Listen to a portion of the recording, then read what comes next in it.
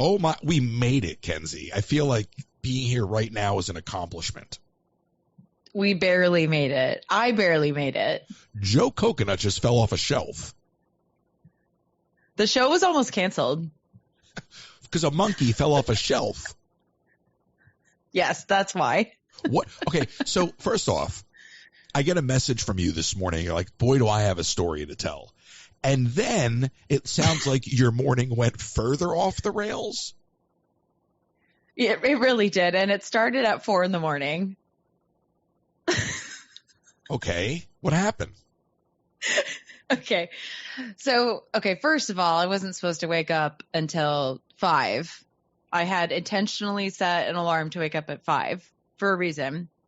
But I feel like I have this like body alarm clock. I don't know if anybody else can relate to this, but I feel like if you set an alarm on, your phone or whatever alarm clock you use, your body internally wakes up before it. Like, I don't know if it's anxiety, but that happened this morning at 4 a.m. So that was fun.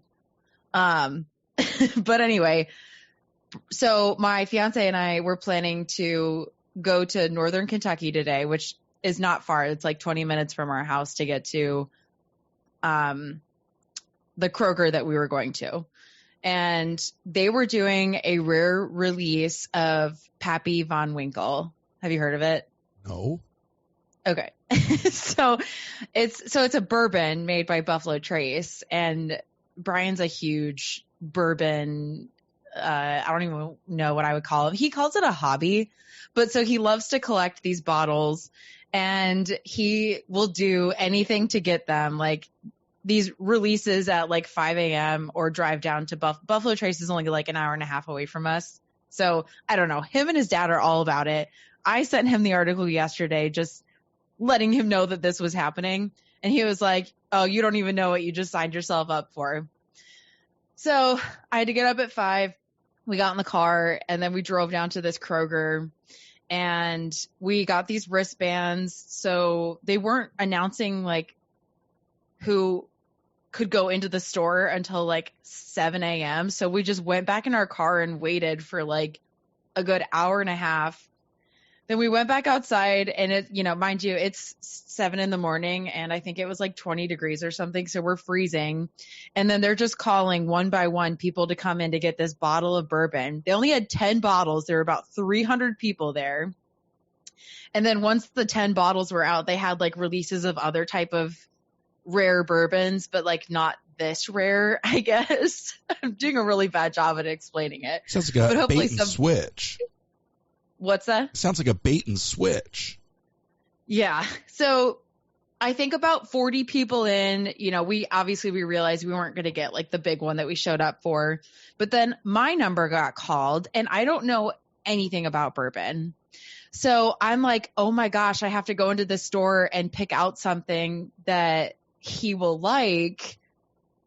And he's like, just call me. So I run inside and they have the whole liquor store set up in this like maze. Then they have shopping carts blocked off. So you have to go in and out of the aisles and then get up to the front where they have tables of all these different like rare bourbons.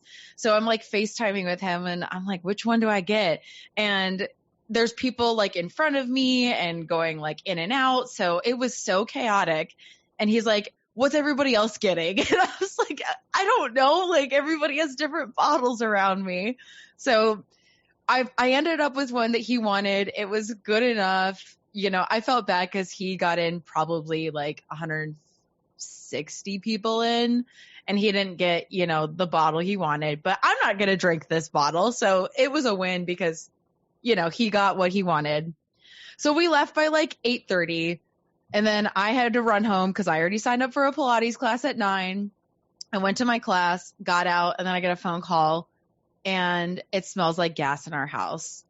And I'm like, oh, my goodness.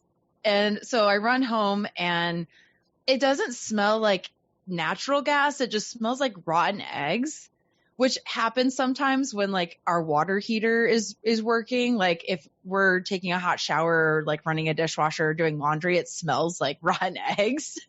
If there's a plumber that has any, like, suggestions for us, let us know, but it wasn't gas. Yeah, you're really opening yourself up with that comment, Kensie. Go on. I know. So yeah, we had somebody come out and check and everything was fine. But like, of course I run into like full panic mode and left the house because that's what they told me to do. And Brian was like, it's fine. I'm going to stay here. And I was like, okay, you're digging your grave and you can stay here. But that's how my morning's been going so far. Lord. Well, first of all, when you get 5 messages about what's wrong with your plumbing, don't complain to me. Okay. Because I'm not editing that out. Number one. Number two, it's clear that bourbon is Brian's Disney because everything you just described is the Disney merchandise experience. Oh my gosh. You're so right. Yeah. I mean, we've been to Buffalo Trace and other distilleries around Northern Kentucky, and we're, I guess, gifted to live in Southern Ohio because we just go across the border and it's an hour away. But this is like a new hobby to him, probably within like the last year. He just has been running around to all these like releases. I think this is the earliest one that we've ever been to, but there's other like stores that will do it, 5 or 10 minutes away from us. And I think the earliest was like 8:00. So I don't know. I was just like, I'm glad you got your bottle today, but I'm not doing this ever again. I don't know. It sounds to me, it can all be attributed to the post-COVID rise in alcoholism. That's all I keep thinking. Oh my gosh. Is when you call it a hobby. But no, listen, everybody's got something. And I can respect the collectible nature of that. What aggravates me hearing that story is putting the time to go somewhere and then they're not prepared for the amount of people that actually show up. You can't do something like that and not be ready for it. Yeah, I mean, the guy behind me actually made a comment that this was a lot more organized than other releases he's been to. So I can't even imagine, because if you announce that you're releasing this rare Pappy Von Winkle bourbon, obviously everybody's going to flood to the store. And this time they had wristbands with like numbers on them, and they were calling like numbers one by one to get into the store, and then having like a line formed going in and out of the store. It was fine. Do you realize though that Pappy Von Winkle is the most ludicrous name? I mean, you may as well have called this bourbon Pepe Le Pew. I mean, it sounds like a Looney Tunes person. character. I think that's a person's name.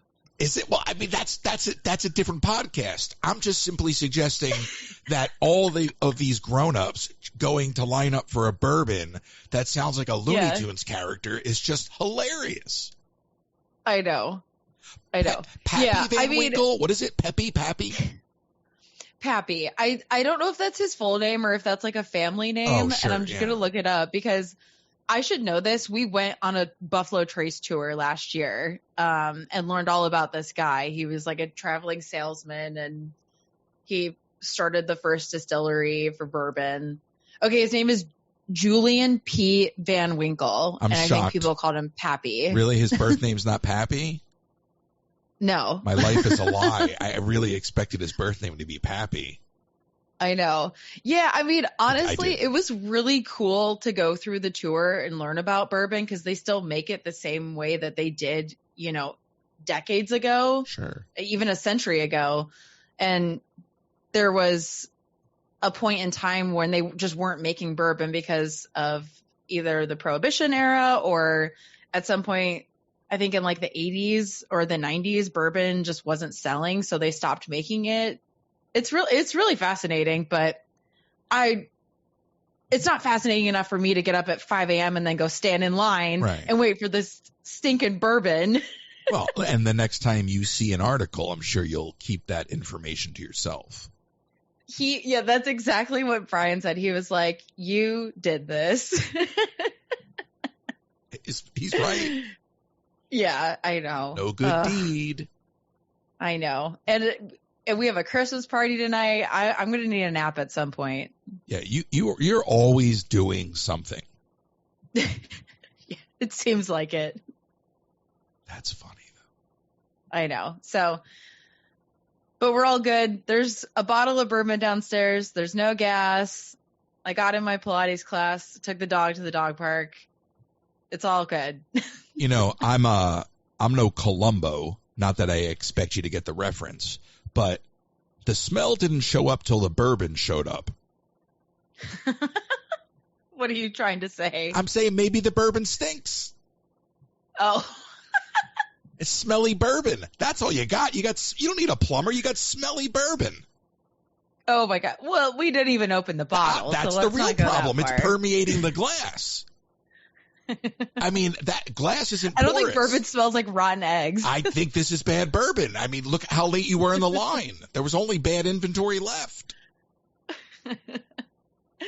I mean, I got in pretty early. I was around like 30 to 40 people, and there were about 300 there. So You got to take the bourbon and put it in a different controlled environment and see if the smell follows.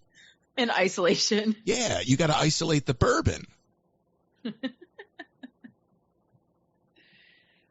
Oh gosh. Yeah. It was an adventure, to say the least. I'm curious if there's any bourbon enthusiasts out there like Brian You just that keep listen. doing this But to yourself.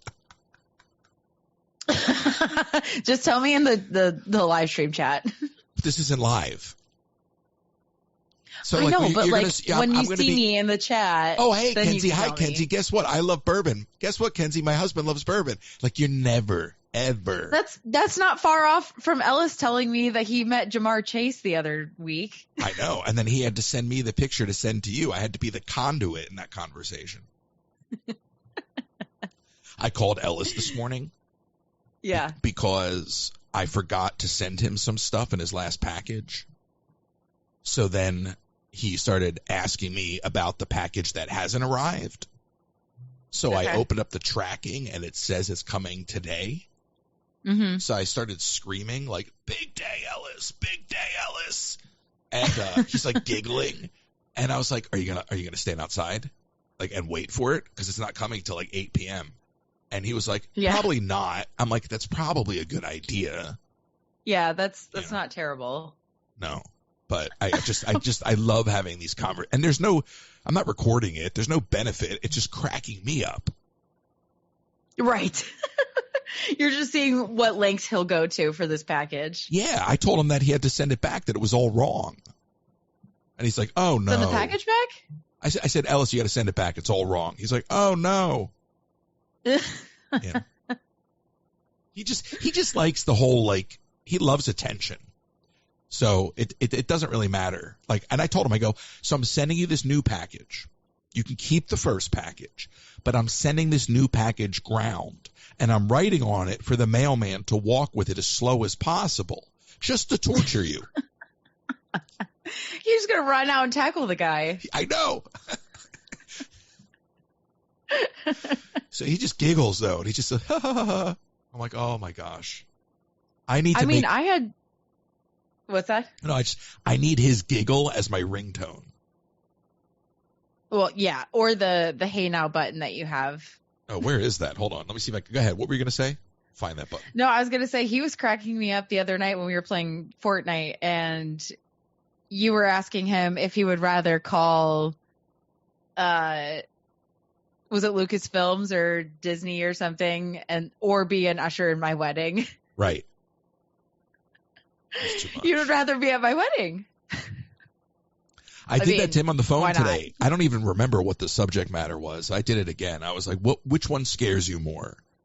And, Yeah. I asked him, I told him he should join the circus. Cause I sometimes I try to give him employment ideas. Yeah. You know, cause he's got a lot of free time, this guy. The circus? Yeah. I told him. What would he do in the circus? I think he's going to be an usher there too. I'm not sure. He's got experience now, so it's okay. I don't remember. Well, not yet. He made some comment, so I told him, I don't know. I don't remember how it came up. With him, it's all just, anything goes. So I was like, Ellis, you should join the circus because I hear they're hiring. And he's like, no, I'm not doing that. And I was like, which one are you scared of more? I said, oh, wait, better question. Which one do you think I'm scared of more? And he's like, calling the White House. I'm like, no, the circus. I'm afraid of clowns. And he goes, me too. And then we bonded on that. Are you really afraid of clowns? Yeah. I mean, I am too, because of, do you remember, when was that? Like maybe 5 or 6 years ago, that there were like clowns just wandering around and like they murdered a couple people. Oh, did you just see me on the video shake? Yeah. You knew exactly what I was talking about. My whole body just quivered. I don't know. I'm like, I had a really bad run-in with a clown in a casino, and I'm scarred for life. Why was there a clown in a casino? That's what I want to know. See, I think I've come around to it because of, and I'll tell you why. Not clowns, but I used to have a fear of people in costumes, like characters, even at Disney. I was like, I don't know who those people are. That weirds me out. And then, my sister was friends with some characters at Magic Kingdom, and I was like, oh, it's just a bunch of college kids. Like, but when you go somewhere else, like I can't. What?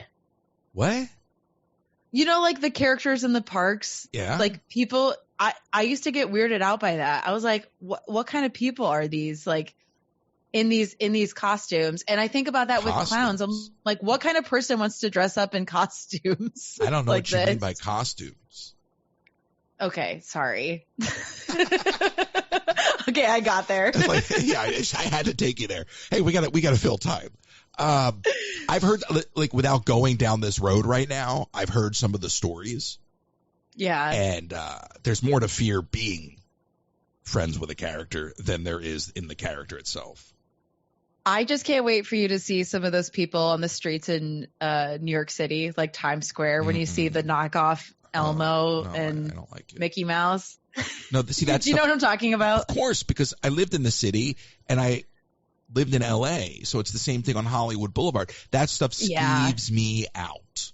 Oh, those are the people that you need to be concerned about. Minnie Mouse smoking. Oh, I just did it again. Yeah. Minnie Mouse. And you can see me. I'm not even joking. I just got chills down my spine twice.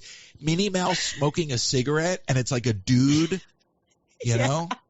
It's so creepy. But yeah, so the people in the park, they're all college kids, it's fine. But outside of Disney, just be careful. Especially clowns. I went to a theater arts camp, and we had a camp clown one year, which I was very against. Why? Nobody asked for that. I don't know. Yeah, nobody wanted that. But she was a camp counselor, and the camp counselor was Tammy, and the clown was Kiki, and her kids in her bunk were like 9 years old. So sounds like a stripper. Kiki wouldn't acknowledge Tammy, okay, and vice versa. So these kids would she would tell these kids, I don't know who that is. And so the kids were living with a grown woman who denied her other personality, her other persona, which is like psychotic. Yeah. Like, what are we doing here? This isn't a Broadway show. You don't have an audience. This is real life. And you're like, and Tammy would tell these 9-year-old kids, I don't know who Kiki is. And Kiki would be like, well, who's Tammy? And I'd be like, this woman should be locked up. See, you just don't know who's doing this kinds of stuff, like, and why. I listen to too much true crime to think that there's genuine people behind some of this stuff. I'm right there with you, and the John Wayne Gacy of it all, and yeah. So yeah, I once I'm going to try to choose my words very carefully here. I once made a very bold proclamation against clowns in high school in the middle of science class. I don't know why. I got in a lot of trouble because I basically I called for the elimination of all clowns. Listen, that's only fair. I don't know who would argue that. My teacher did. I feel like clowns were probably more acceptable at some point in time, but now, stranger danger. Yeah. It's a real thing. No, no, there's too many instances of bad clowns, and anybody that wants to hide behind makeup at that level. Like, I'm okay with mimes. Mimes actually have a talent. Okay. And they don't talk. I still don't like mimes. I still find them creepy. Yeah. But I can deal with the mimes. The clown, it's just, and then they got the little car and they all pile out of the car. And I'm like, yeah, you think that's funny? No, it's stupid. And what are y'all doing in there? And who want a bunch of clowns? They're going to the White House. What? They're going to the White House. Oh, wow. Good joke. Wow. Just add pulling a muscle from reaching in your repertoire this morning. But I don't even disagree with you, but still, like, any opportunity to just say something like that. I don't care. I think it's funny, but geez. I interviewed this guy last night. He was, and I haven't released it yet. He's an Epcot historian. His name is Joshua L. Harris. Okay. And he was taking these like snarky digs, like just at random at like politics. And he's clearly conservative. And I was just like, at a certain point, I was just like, dude, I was like cracking up because I was like, I knew you were going to say that, but that's not productive, you know? Yeah. But it was a good conversation all in all, but it was just sort of like, listen closely because the snark was there. And I very much appreciate good snark. I don't care what you're saying. So it's a good interview, but I was like, dude, all right, let's get back to I don't know I know how we got to Kamala, but let's not. Thank you. Yeah, let's get back on track here. Yeah, well, there's a correlation between Dana Walden and the DNC and all that and whatever. And she's possibly the next CEO of the Walt Disney Company. And we were talking about why she shouldn't be. But there's a lot of other reasons besides political affiliation. I don't even think that factors in. But it was a good interview, but it's just one of those things where you're like, you know, I get it. The impulse, and this is going to probably bring us into the next conversation. The impulse in today's culture is to vilify, and everybody wants to kind of, you know, light the torch or have the pitchfork and march into the town square, and that's become sort of the Twitter online mentality. But it's a very, very angry place to be. And, you know, it's one thing to say things, but when you put it in a forum online, it starts to give other people ideas. And, you know, so it's one thing to be, you know, snarky and mean-spirited, but the volume is so high. The temperatures are so hot. And obviously I'm kind of thinking of the United Healthcare CEO. I'm thinking of the political commentary, you know, both about Trump and Kamala. I mean, all of it, you know, still the rhetoric is still hot and the election is over. And Wicked.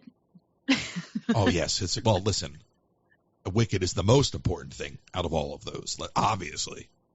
Well, Wicked's all about politics. Did she really sing live? That's the real crisis. Are you questioning that? Because that's a fact. Wow, you got like emotionally triggered.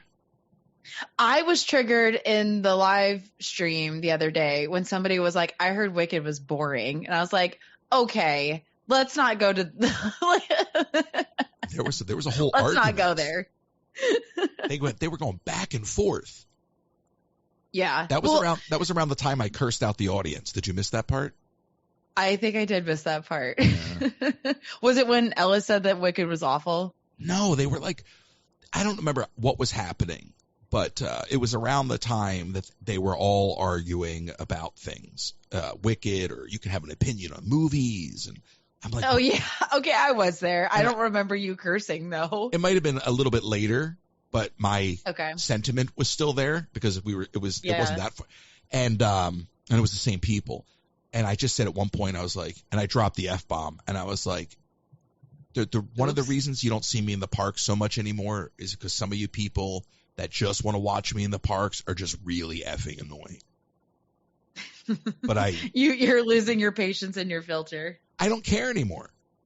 I want quality viewers. I would rather have 100 quality viewers watching me do whatever I'm choosing to do, even if we're just goofing off, than have 500 people that have no desire to expand their horizons. Yeah. And most of the people that I have had the privilege of moderating out of my audience over the years speak to that, because they're, low IQ, low impact individuals in search of something that they'll never find because they've got their priorities completely misaligned. So what I've done over the years is invited people to leave because I'm in the pursuit of something much more meaningful. And that's what I love about this format. Yeah, I mean, you said you wanted those lengthier conversations, and you can't have it on the live streams. And for the people that want to stick around for those conversations, it's the people worth talking to. Yeah, but the grown adults, that like the 60-year-old divorced woman who has nothing going on, so has 5 burner accounts to screen record and troll. I don't want you I don't want you no matter what kind of support you're throwing my way. Yeah. Because those are the kind of people that love you one day and hate you the next day. Yeah, right. They might be bipolar. Yeah. Or just batshit crazy. Yeah. Same thing. But never mind. That was mean to say. No. Well, bipolar is a real thing, and they're both real things. And there's a Venn diagram that would show overlap, but it doesn't mean that because you're battling bipolar that you're necessarily a toxic individual. Let's clear that right. up. Exactly. Yes. Okay. Thank you for correcting me. No, you're good. And I'm by the way, I'm not the one in the medical industry. I'm not clinical. Let's make that clear. What's that? I'm not a doctor. No. I am not clinical. I have no healthcare experience. You're not a doctor, but Ellis plays one on TikTok. So I like to joke that I'm officially a doctor because I work in healthcare. So what was the response? I mean, the CEO, first of all, the speculation that I'm hearing now is that either his wife maybe did it, or maybe he even called in the hit on himself. I know. I saw that him and the wife didn't live together, or they didn't sleep in the same room or something. No, they have houses a mile apart. Oh, I mean, that's stretching it though, right? Well, so the biggest thing that sticks out to me is that, and this is all public information, it's documented, it's there, is that they were hacked and they paid millions of dollars in Bitcoin to a bunch of hackers. Okay. So there's something lurking there. And I know there was fallout from that, and I don't know directly how that affected the people that lost money, but I know that the company lost money, and I read that he pulled out his money before anybody else was able to, and they lost money and he didn't. So there's a lot of different reasons that this could have happened, but I am so appalled by all of the people that are cheering it on. Yeah, I mean, I get that people are upset with healthcare and insurance companies and all that stuff, but it's not one guy that makes all these decisions. Right. And he's a human being. I don't know. And I mean, right. Look, I'm Italian, so I'm the first person that wants to punch somebody in the face. I'm the first person that's gonna yell and scream when that moment comes, because sometimes you just get hot, right? And, and temperatures flare, but we're human, and that happens. And we've all had our transgressions, but if we're truly at a point in our culture where we think endorsing murder is a means to an end for getting change, then we're done. Yeah. Yeah, that was it. It's are you trying to prove a point? Is there some type of, I mean, we know that there was definitely a motive in this case here, but like, do you feel better now? You know, like what do you think is going to make a difference with your insurance plan now? Well, the next morning they say so many things were approved. It's all anecdotal. You're the one that actually, I mean, what is the response in the industry? You're there. Yeah. I mean, I haven't heard anything around the United scenario, but I have heard a lot around the Anthem Blue Cross Blue Shield scenario. And I don't know if you're familiar with that, but I thought that got lifted, or at least it got lifted in Connecticut. Yeah. So that's my point. Like, I think this was apparently this was announced back in November, but it wasn't widespread knowledge to the public until the other day. But I don't know when they were planning to, you know, and to start this new policy, but it sounds like they hadn't already and they lifted it. I don't know if it was just in Connecticut or the other three, you know, the other two states that were going to be impacted by this, but I'm laughing that all the CEOs are like on edge right now. They're like, oh no, do we have to reconsider some of the things that we've done? Like the McDonald's CEO announced that the snack wrap is coming back. He's like, oh crap, I can't piss off anybody else. Well, okay. Let's bring back the snack wrap. That's such a Twitter narrative because I saw that too.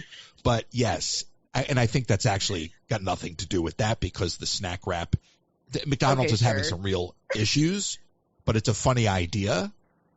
Ready to spice up your kitchen this holiday season? Pampered Chef has all the goodies from spatulas and mandolins to amazing pots and pans and knives. Plus, don't miss out on small appliances like the deluxe air fryer and coffee maker to make your holiday cooking a breeze. Reach out to Colleen Herman, pamperedchef.com/PWS/Colleen Herman. On vacation and the unthinkable happens. Have you been injured in an accident? Don't wait to get the help you deserve when you need it the most. At the law offices of Nicole M. Kennedy, we fight for your right to work tirelessly to get you the compensation you deserve. They're here to guide you through every step. So call now for a free consultation, 305-213-5438. You don't pay unless they win.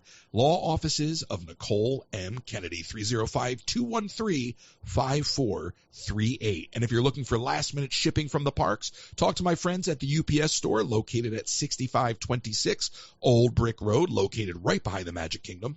They'll help you out with last-minute shipping, and if you're local, they've got P.O. boxes and shipping supplies as well. So they're going to help you out with any of your last-minute shipping needs. That's 6526 Old Brick Road.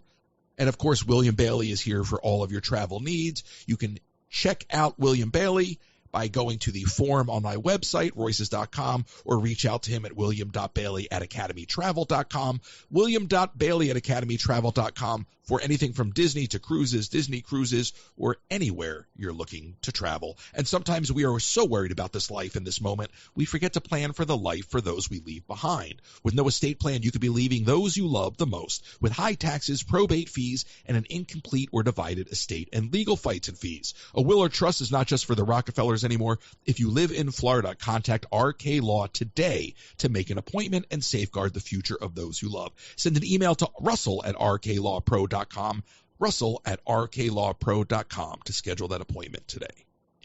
Now, the human condition is kind of a funny thing.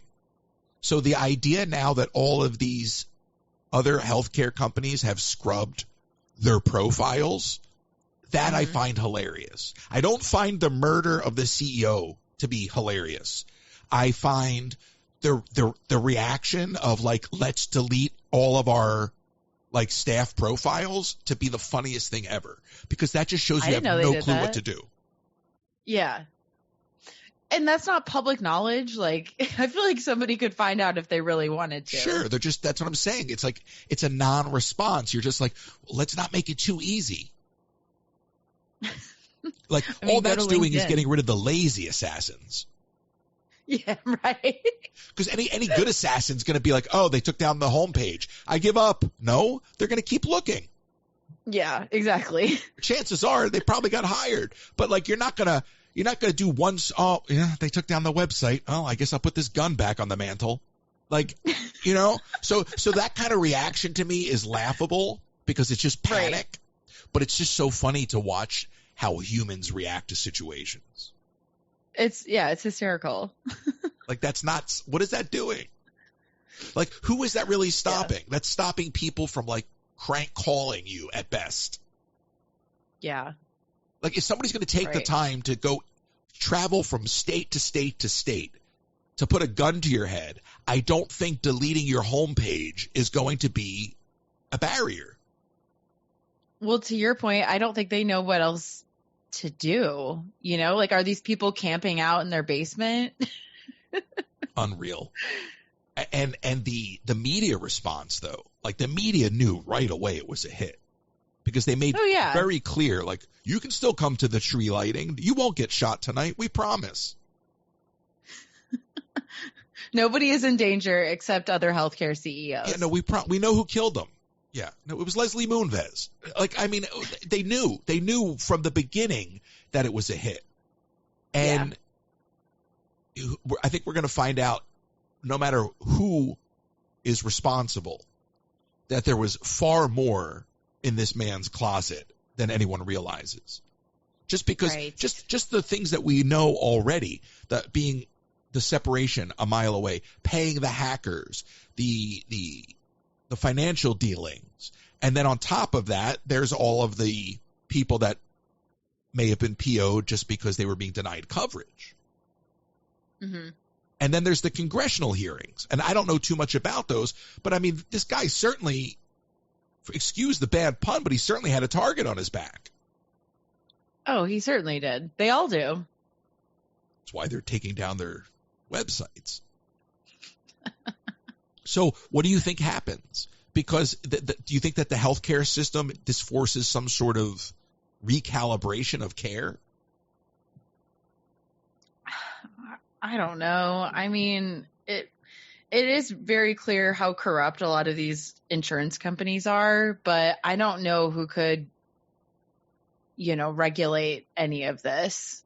It's just unbelievable. We have such a broken healthcare system. And to think that it's sad. But to think that murdering the CEO is our only answer. Yeah, I mean,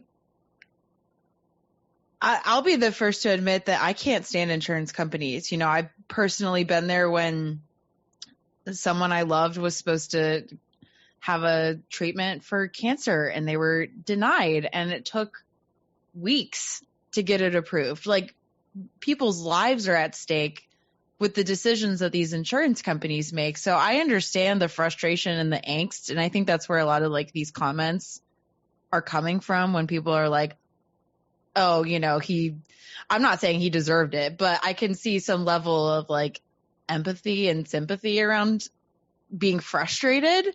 But to your point, like, going to the degree of like murder is a little, it's very absurd. You have to think about the media landscape for a moment, and how over the last, 15 plus years, probably even 2 decades at this point, the concept of the anti-hero has been so prevalent in at least in television, movies too, but like The Sopranos, Breaking Bad. And now it's seeped into real life, where this guy is an anti-hero. He's not a villain. He's not a murderer. He's a vigilante. Yes. And yeah, I was like, crazy. He's like our Robin Hood. No, but he is. I mean, like, he's become nobody knows who he is, but he's become a cultural hero for so many people, which frightens me, because if we really think that Batman is the answer to our problems, then we're really, really done. Yeah.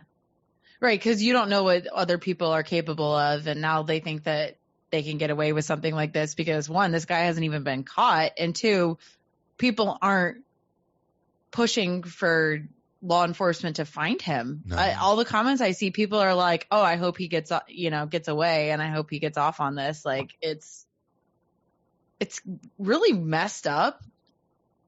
But I agree, something needs to be done with healthcare. This just isn't it. No, and look, I think it goes back to Congress, because at the end of the day, Congress has the power to enact legislation to make change. They're not going to do it because of all the money that the healthcare industry lines their pockets with. Yup. So the solution to all of our problems in this country begin with a full eradication of Congress. And I don't say that in a violent way.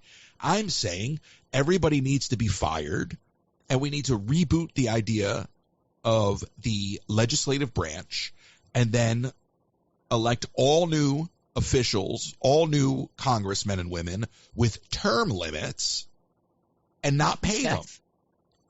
You should not be. Listen, it drives me nuts when I look at these. You're in office, whether you're in Washington or whether you're a state elected official. When I see like a governor writing a book while in office, I'm like, if you had time to write a book, then everything around you in your community better be running 110%. Yeah. So I think we have to.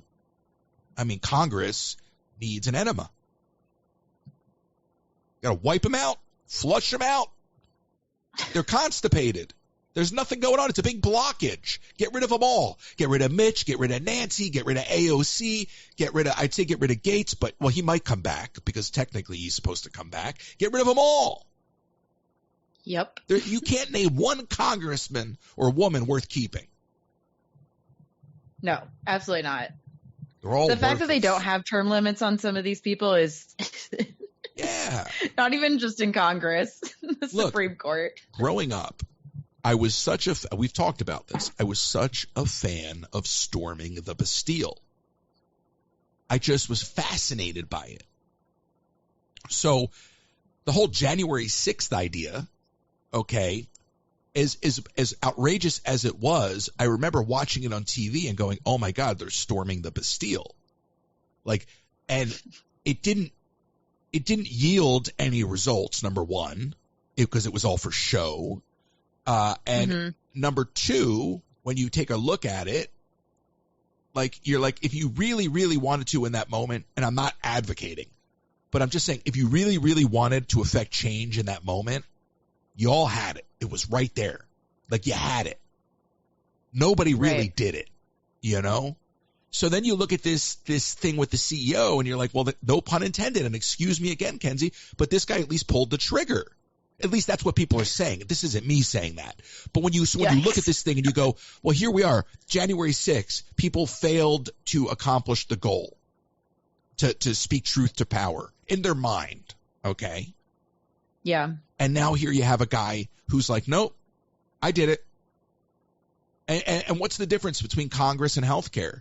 It's all power, and it's all about, them taking our rights away, stripping us of our ability to survive as working class, middle class individuals, and lining their pockets and propping their power up.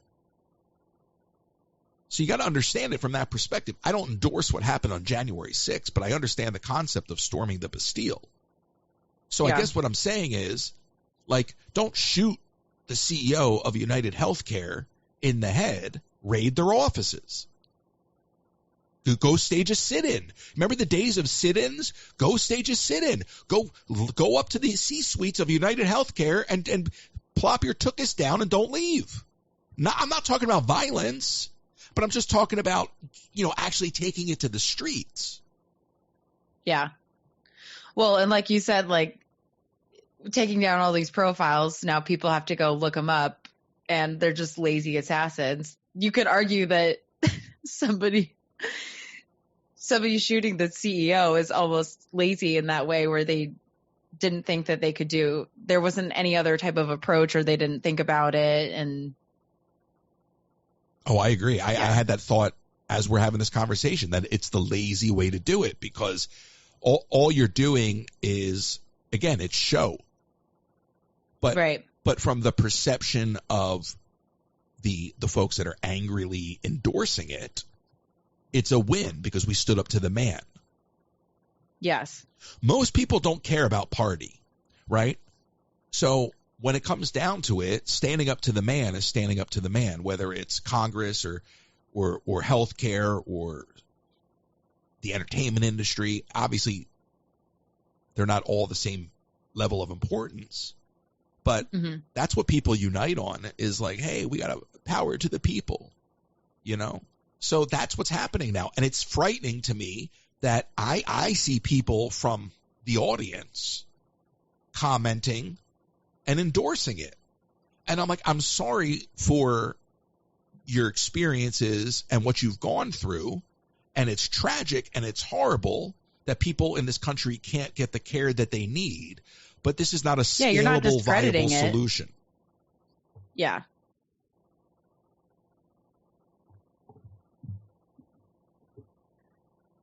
What were you going to say?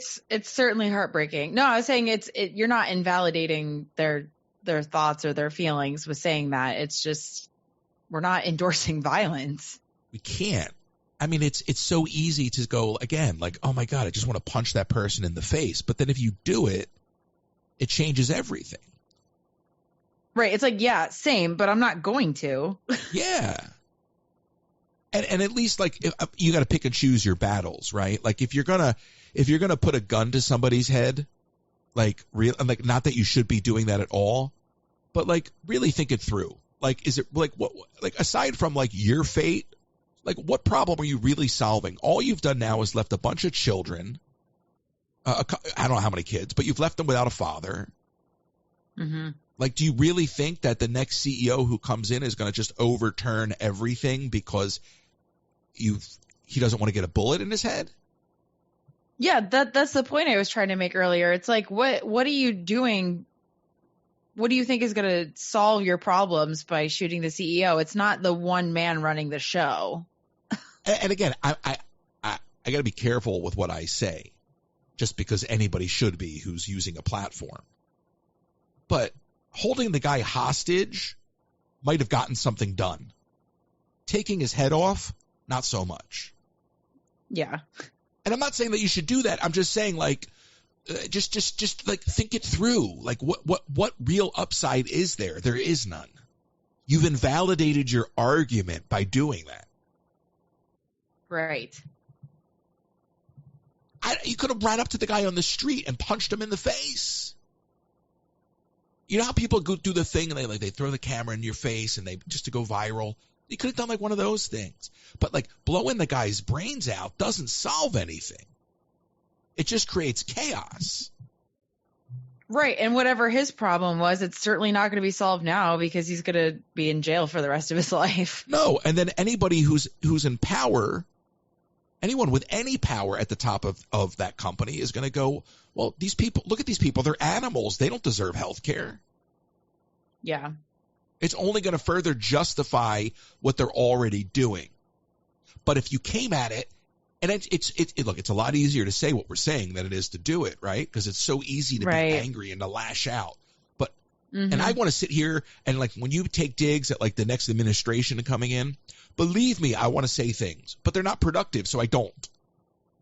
So I think even if we feel a certain way, what we choose to say behind closed doors to blow off steam, like whatever we choose to do, whatever our catharsis may be, that's fine. But there's a time and a place. And I think that comes with maturing too, is realizing that. If you wanted to affect change, there were other ways to do it. And what I hope, as horrible of a statement as this will be, is that the motive for killing this guy had nothing to do with healthcare. I hope it was tied to something else. Oh yeah, one of the doctors I work with joked that he probably slept with somebody else's wife. Like, I hope it was something like that, where it was just some type of like, you know, drama with relationships, not with like somebody losing healthcare that needed chemo. It could have been him not wanting to testify and taking the hit out on himself so his family gets the insurance. Yeah. Because I heard that on the news this morning, and I don't know the validity of that, and I haven't done my homework on him testifying, so I don't even know how much of that's accurate. But you know, it's all conjecture at this point, which is kind of fascinating because you'd think with all of the technology, all the cameras in the city, they could have already gotten this guy if they wanted to. Oh, yeah. And he took off on a bike. No, he didn't. They said that they took that back. I don't know how true it was. I wonder if that was a red herring. Okay. Because I saw it. Then here's what's fascinating about that, Kensie. They put that out there. And at the time, there's some nerd on Twitter who's like, well, I've been scraping this bike data for weeks. And I was able to determine that only one bike is headed to Central Park. And so for a minute, this guy's now like a nerd hero. They're like, it's his time to shine. He's got all this data, this programming nerd. And then the cops are like, no, he didn't use a bike. And then everyone's like, programming nerd's a narc. I love the internet. Was this on Reddit? The guy was a hero for 8 hours. And then he became a nerd narc. I love the internet in cases like that. Like, I don't know if you've heard about the Hannah Kobayashi story. Oh, yeah. Fascinating. But it was hilarious because I brought it up to Brian and he was like, do you want the rest of your day completely ruined? Like, are you busy with work today? And I was like, I mean, not really. Why? And he's like, go on Reddit. He's like, your whole day will be lost on there just reading comments and people speculating and all the theories and everything. Like, you can go down a deep, dark hole. Well, there's the message that she sent said that she was taken by hackers. Not literally, but she was scammed by hackers. Yeah.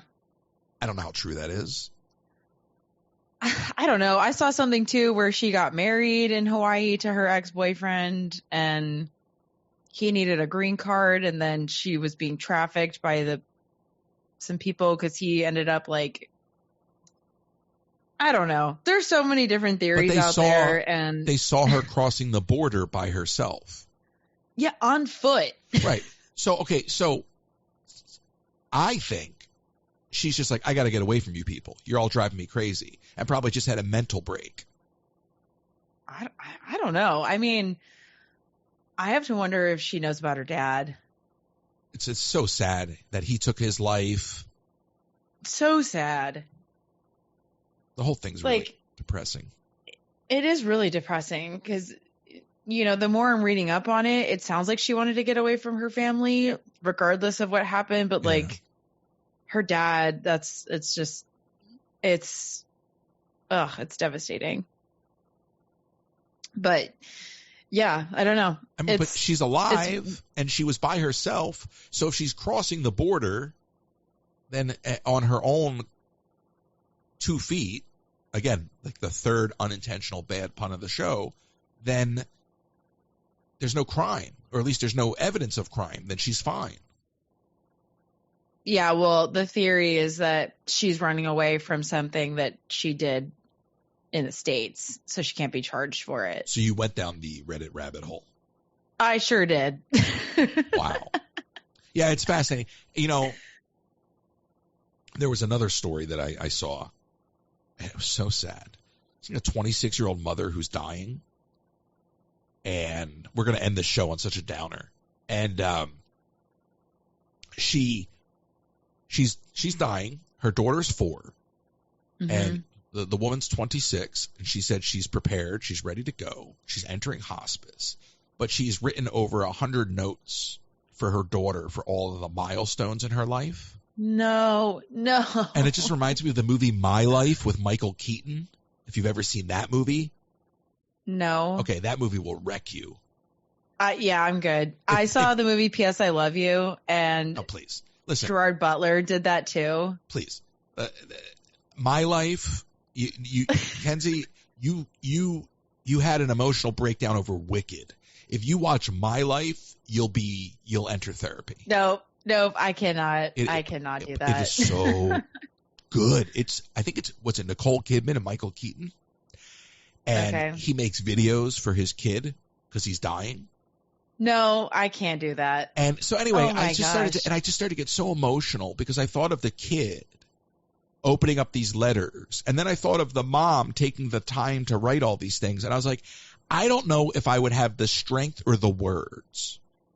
And I just what an amazing individual at 26 years old, how wise and remarkable of an individual do you have to be to do that? And I just thought, that's like, I'm never that person. And A, because I wouldn't know what to write. B, because I'd probably be writing a bunch of jokes. I mean, I'm sure these are going to be these gorgeous, heartfelt notes, and this child's going to grow up and be like, oh my God, my mom was this amazing person, and my mom's still here. And it just gives me chills to think about. Mm-hmm. But if I was doing it, I'd be like, well, you graduated. That's a relief. Knowing this family, it's surprising you even opened this letter, let alone lost it. Like, you know what I mean? Like, that's the kind of stuff I would write. And it'd be like, no wonder. And my kid would be like, no wonder he's gone. Like, no wonder, like, Darwinism kicked in, you know? Oh my gosh. Like, it's just remarkable. Yeah. Well, I'm trying not to end on a downer. I'm trying to pick it back up. I'm just saying, like, it was such a sweet, touching thing to read, and then to realize, like, I don't have that family. Like, my parents aren't capable of that. Like, have I ever told you the story what happened at my grandmom's funeral? No. Okay, so we'll end on this, unless you have something else you want to say after this. But my grandmother passed away. It's a really sad story, actually. She fell on the floor in her bathroom and hit her head, and they found her there. So she must have bled out. Oh my death. gosh! Yeah, it's really sad. She had a life alert. And it was, I feel like I've told you this story, but maybe I said it on the weekly show. It sounds familiar. But nonetheless, this is classic, because she has the life alert on the fridge, but she never uses it. And at her funeral service, we're in Florida, so it's all elderly folks who are thinking this could be their last funeral, you know, because they might be next. And so it's somber, right? And I'm there, and I have something to say, and I talk about my grandmother and how I remember this, that, and the other. And then my mom gets up there and does a full-on PSA for life alert. And she's like, and this is why you should always wear your life alert. You did tell me this. I'm like, oh, I'm like, you can't, these poor people. These people are going to drop dead of a heart attack. You're scaring them. Like, total guilt mode, you know? So I don't come from. You should get endorsed for that.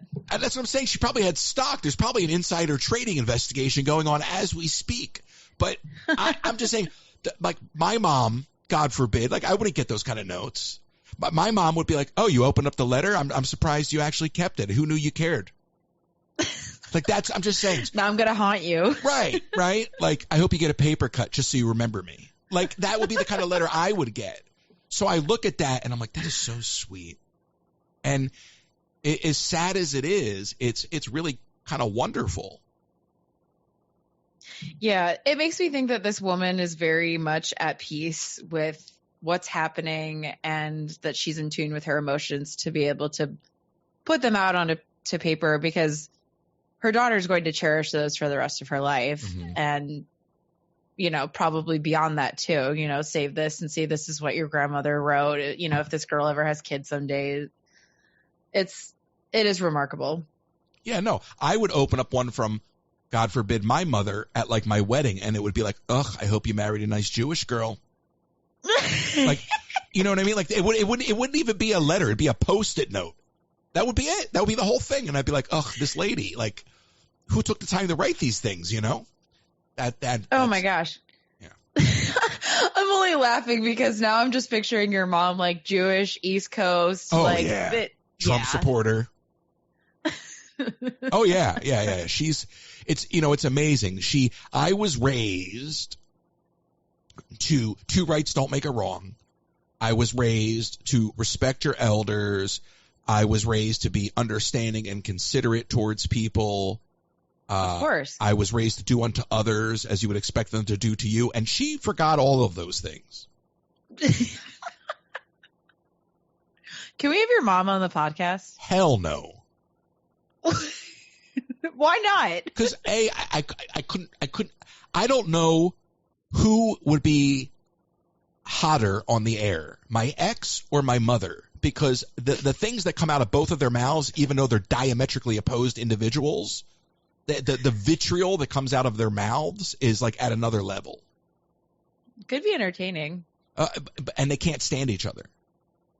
Well, we wouldn't have both of them on. No, but I'm just saying it's just kind of fascinating to look at the type of person and go, you both think that you're, caring, considering, understanding people, unless we're talking about somebody that you don't care to understand.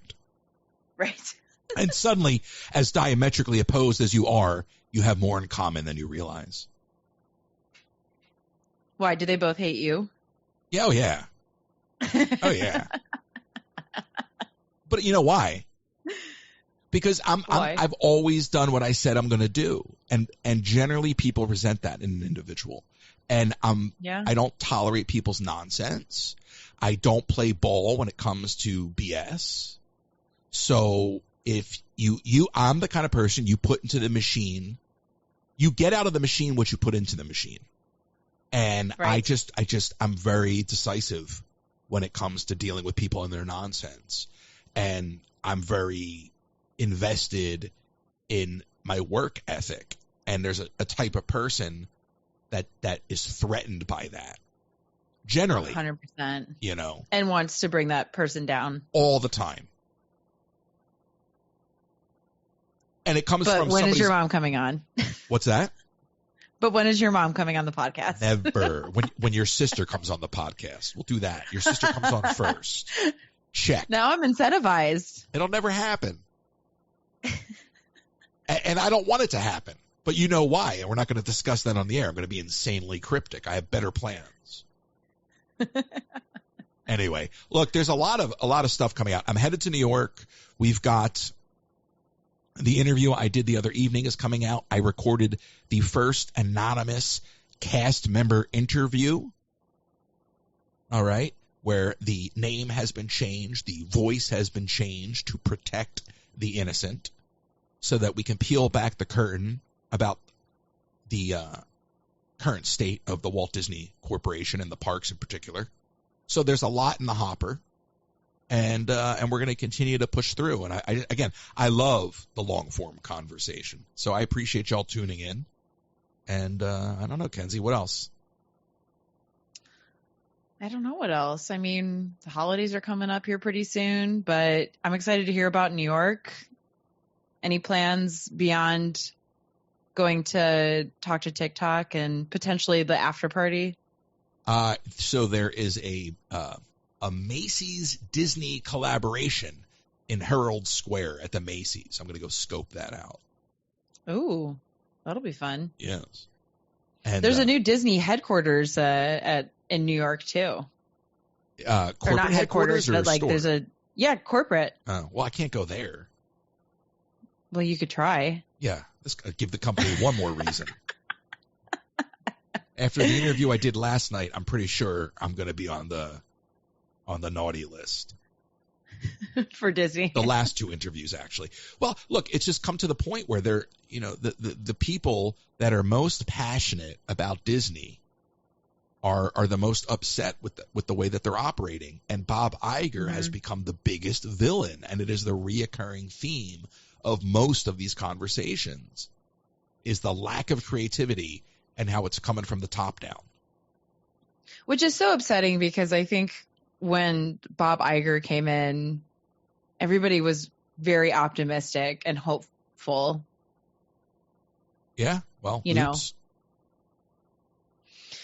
Yeah. I mean, I think I heard you say, I don't know if it was on the radio or something the other day that, obviously we didn't really care for Nelson Peltz, but we needed somebody to come in and kind of shake things up a little bit. Do you think Bob Iger's doing something like that right now? No. And I think if anything, Iger's prepping the company for an acquisition. Interesting. Yeah. I really With do. Apple?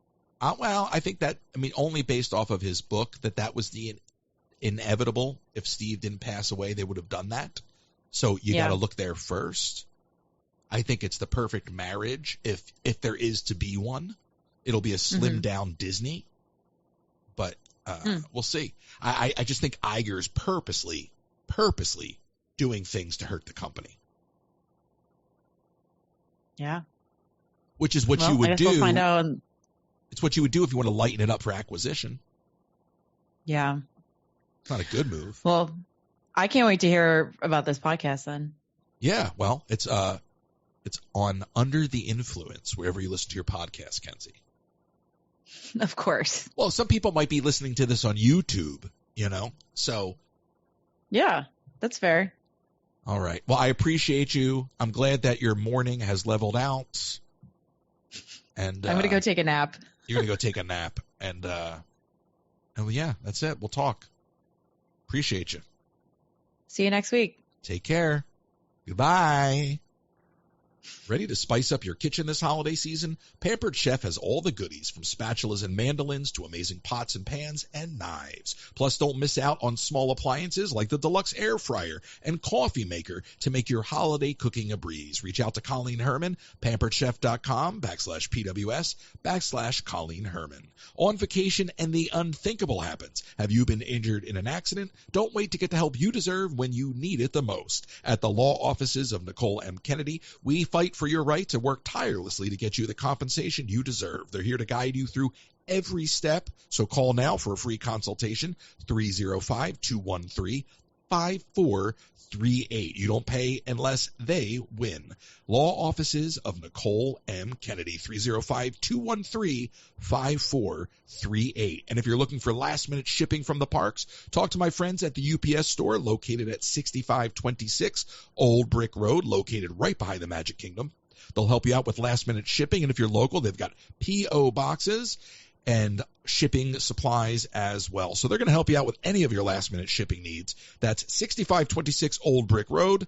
And, of course, William.bailey is here for all of your travel needs. You can check out William.bailey by going to the form on my website, royces.com, or reach out to him at william.bailey@academytravel.com, william.bailey@academytravel.com for anything from Disney to cruises, Disney cruises, or anywhere you're looking to travel. And sometimes we are so worried about this life in this moment, we forget to plan for the life for those we leave behind. With no estate plan, you could be leaving those you love the most, with high taxes, probate fees, and an incomplete or divided estate, and legal fights and fees. A will or trust is not just for the Rockefellers anymore. If you live in Florida, contact RK Law today to make an appointment and safeguard the future of those you love. Send an email to russell@rklawpro.com, russell@rklawpro.com to schedule that appointment today.